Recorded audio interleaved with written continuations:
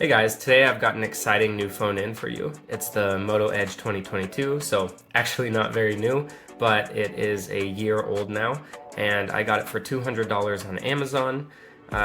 You can get it for $210 right now, or if you want to go used, you can get it for $140 in good condition, or if you want excellent condition, you can get it for around $150 from pretty much any of the carriers.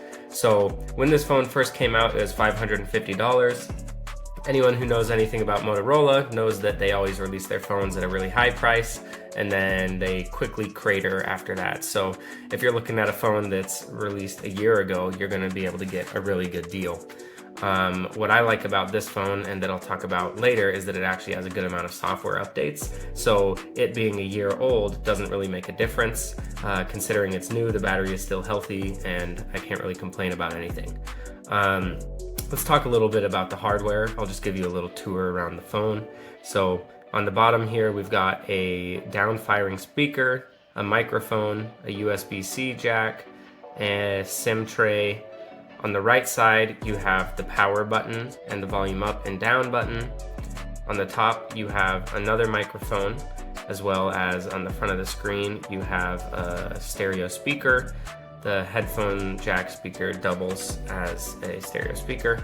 And something that I really like about this phone is that it actually has an under-screen fingerprint reader, which is crazy because the Moto Edge Plus, the more premium version of this phone, does not. It's actually on the side of the phone there. So if you use a case that covers that button, you're not going to be able to use it on the Plus, and you can't really use it ambidextrously, especially because the Plus is bigger and you'd have to really reach. Unless your hands are significantly bigger than mine. But I really like having the under-screen fingerprint reader. We also have the selfie camera here that you can use face unlock with. And then on the back here, we've got the camera bump, which I think looks pretty good. And then overall, the finish on the phone picks up a pretty decent amount of fingerprints, as you can see here. But I still think it looks pretty nice. All right, let's talk a little bit about the software. So as everyone knows who's used a Motorola, the Android on Motorola is pretty much stock. The only major differences that I notice are typically the Moto Actions. So you can get the little chop to turn on your flashlight, or you can do the little rotate and twist in order to bring up the camera.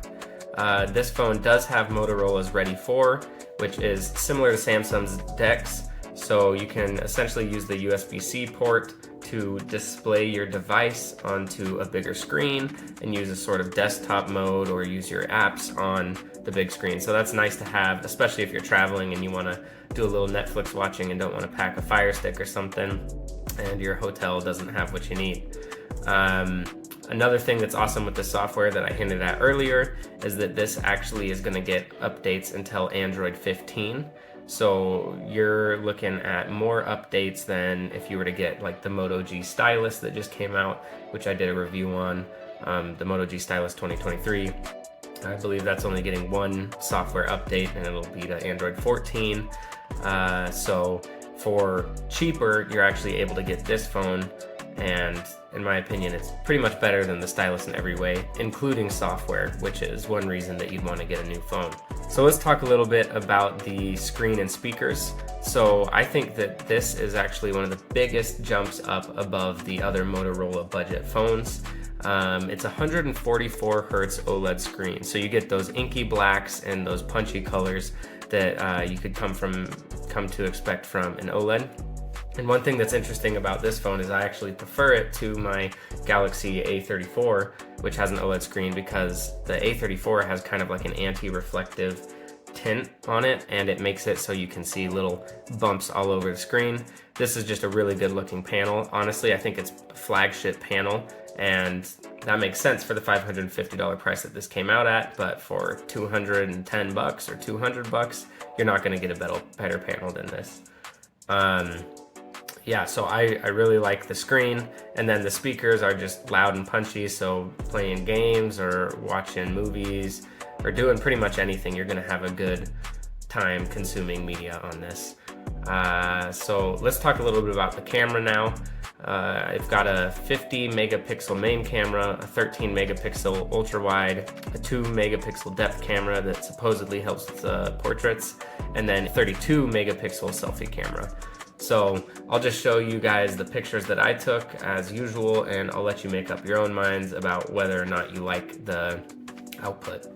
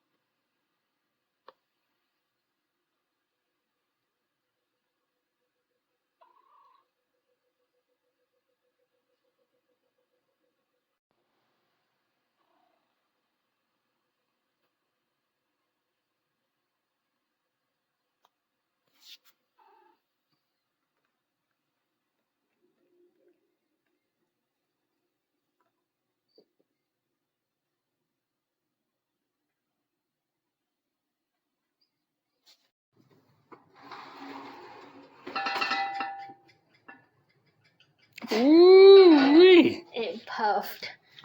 Isn't that good? Yeah. It puffed over on that side too. Can't wait to eat it. Okay.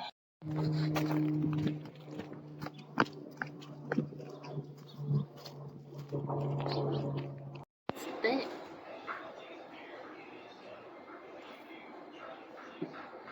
Woo! You gotta look at your mouth.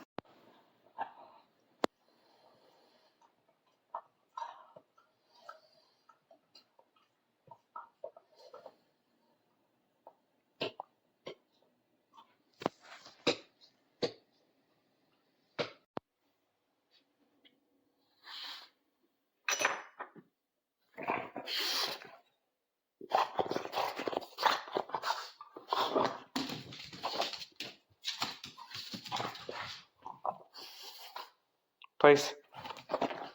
Place. Place.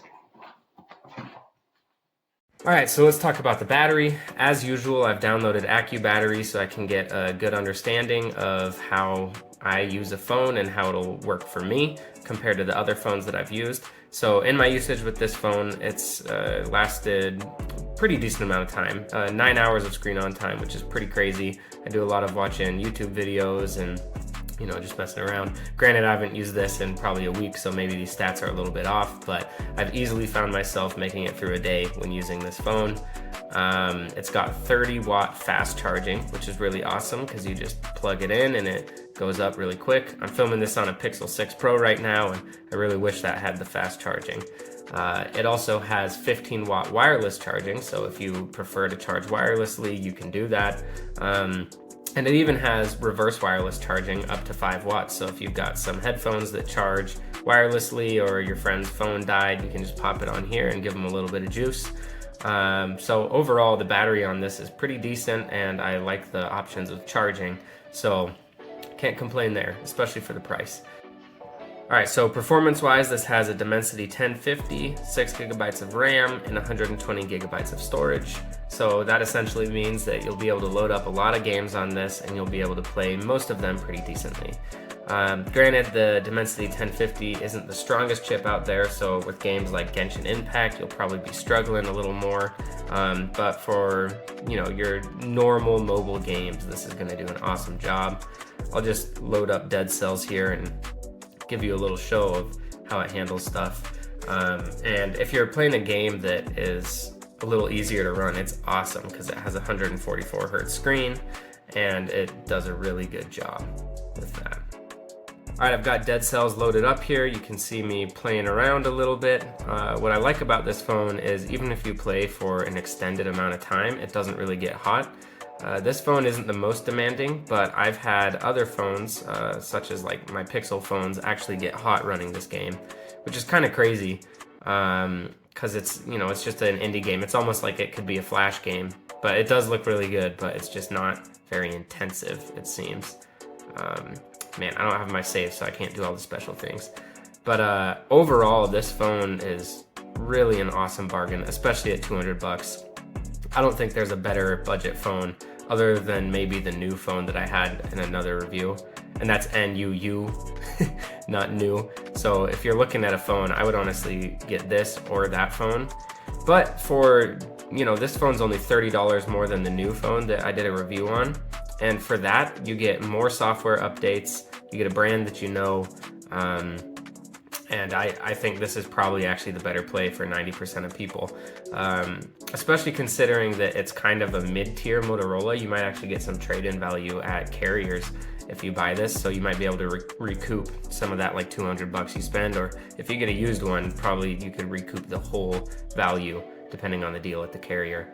All right, let's go a little bit into the conclusion then. So overall, this phone is awesome. I don't really have very many cons. I think my only con is in the software. If I double press that button, the home button, it opens up the Google Assistant, and I really wish that it didn't. I like when it opens a camera, so I wish that I could set that in the settings. It used to be an option, but Motorola has since taken it away.